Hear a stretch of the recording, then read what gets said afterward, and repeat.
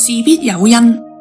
但以理書10章10節至14節。看啊，有一隻手摸我，使我膝蓋和手掌顫抖。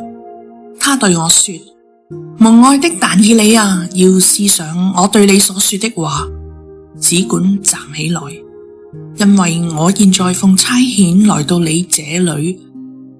他對我說這話，我就戰戰兢兢地站起來。他說：但以理啊，不要懼怕，因為自從第一日你立志要明白，又在你神面前刻苦自己，你的話已蒙應允，我就是因你的話而來。但波斯國的領袖攔阻了我21天。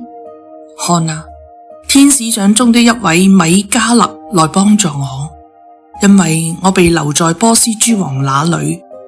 現在我來，要使你明白你百姓日後必遭遇的事，因為這異象關乎未來的日子。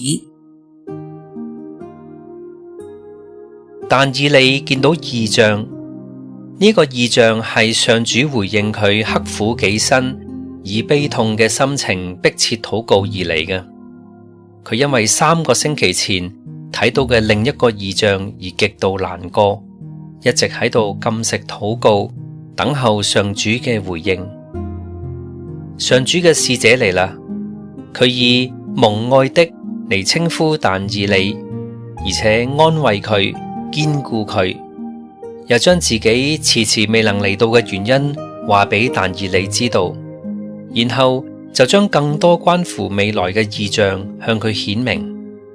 經文俾我哋見到，原來我哋嘅祈求、呼喊、悲傷、懊惱，主都知道，佢都看重，亦都必定回應，只係唔一定係立刻嘅回應，或許係因為屬靈爭戰，或許係要等待合適嘅時機，人事配合。但無論如何，事必有因，並唔係無緣無故，更加唔係無可奈何。一切都喺上主嘅掌握之中，佢必定喺最合適嘅時間回應我哋嘅需要，成就佢嘅旨意。